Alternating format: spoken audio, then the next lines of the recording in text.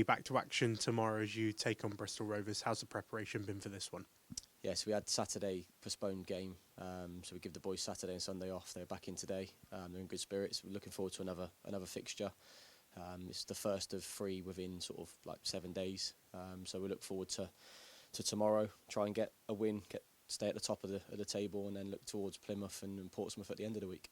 Does the disruption to your schedule help in the preparation for tomorrow and the fact that you didn't have a game on Saturday?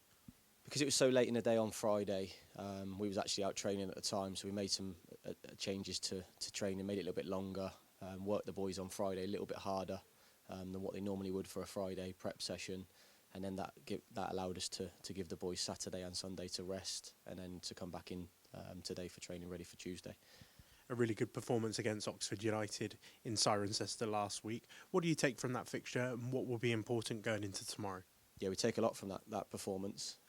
We do talk a lot around what we do with the ball and what we do without the ball to put together a good performance. And the last sort of 3 or 4 games that we've played, especially Oxford, Cheltenham and the FA Youth Cup, they've been really good performances that have given us a positive result. So we look to try and replicate that, especially some of the stuff that we've done in the first half against Oxford, first half against Cheltenham.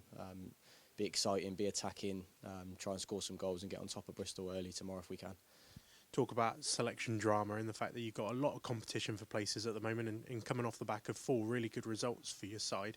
Is that giving you some food for thought at the moment? Yeah, the competition as an under-18s group goes is very, very challenging at the moment. It's good for me in terms of you can rotate the squad, you can give players game time, and things don't change too much.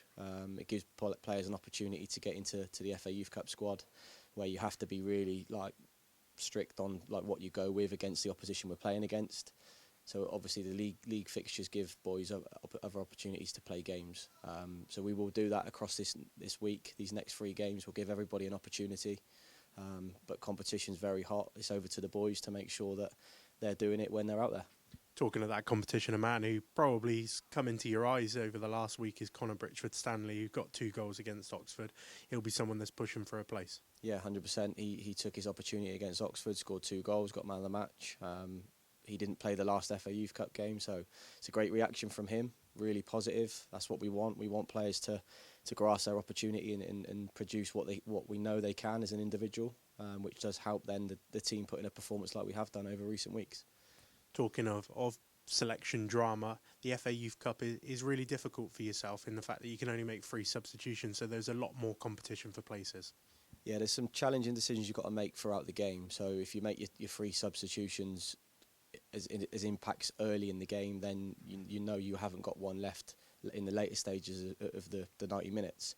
What you can do is you can be clever and creative with it early on with 1 or 2 subs, but you still have to keep something in the locker just in case something can happen if you have an injury towards the end of the game and you've used all of your impact players. It's not like a league game where you can take 5 substitutes from 5. It's actually 3 from 7, so it makes it a little bit harder from like a coaching point of view to really have a good think before you do select and make them impact substitutions, and it obviously then makes it more difficult for players to get on the pitch in the FA Youth Cup. So what we will do across the next 3 games within the Youth Alliance is give everybody game time, rotate things at 60s and play some players for 30 minutes just to give them that opportunity, and then when we come to the next FA Youth Cup game, everybody's ready and fresh to be involved. So looking ahead tomorrow, Bristol Rovers, a side that you met earlier in the season, what do you know about them and what threat will they pose?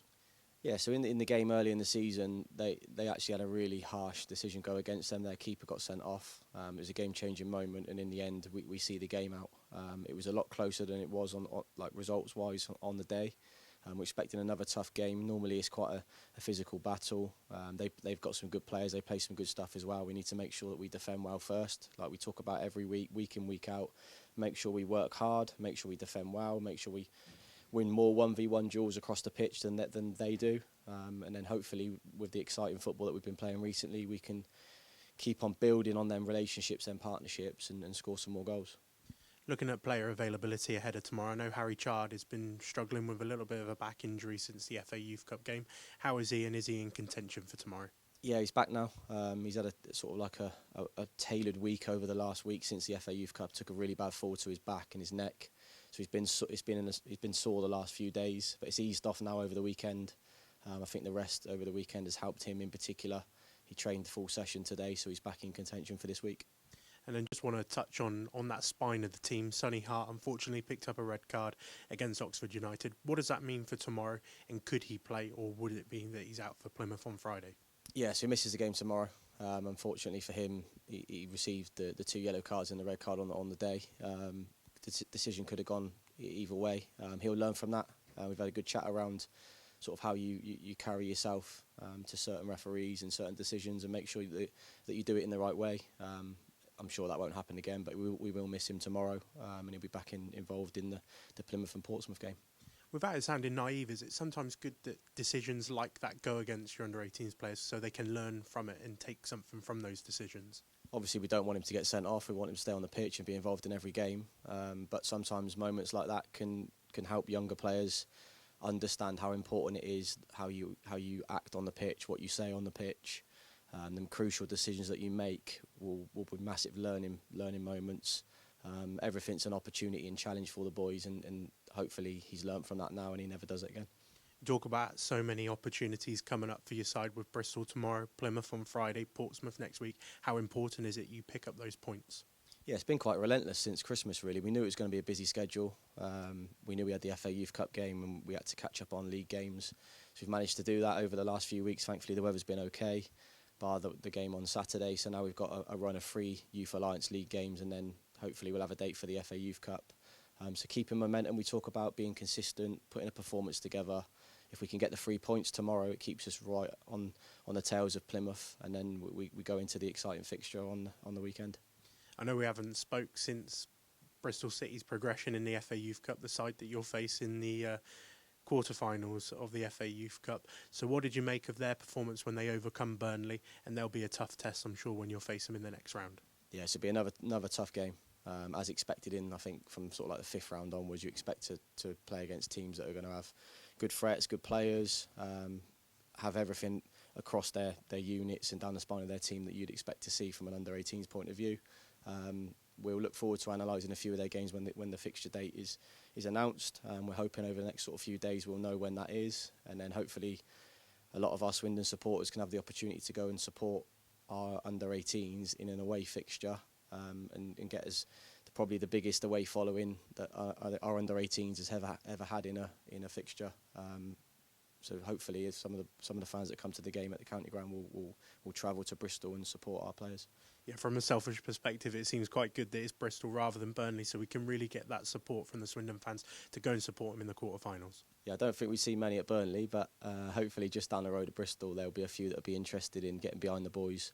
It'd be brilliant to see a few hundred in the away end and get behind us as a club. And I know the boys thrive off of the support that they've been receiving. A lot of the messages that we've received on social media, and it's been a massive part of the journey.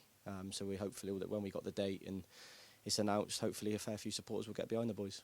A tough 3 games coming up, and I know that you've been without one key player for the majority of this season. I've seen him in the gym this afternoon doing a lot of work with Ryan Hankins, the physio there for the academy. Abu Kanu, hopefully back on the grass soon running. How important is it in his recovery that he'll be back with you soon? It's amazing like what the boys have done without Abu this season, being available for anything really. So he's still around every week. Ryan Hankins and Sam working very hard on his rehab and his recovery. I know that actually in the next sort of 3-4 weeks he's going to be out on the pitch with the boys back to straight line running. His rehab and his recovery is going really well. It's great for the boys. He stays around the group. He's been around all the FA Youth Cup games. He's part of everything together with everybody, and it'd be great to see him back out on the pitch. Best of luck tomorrow. Cheers, Carl.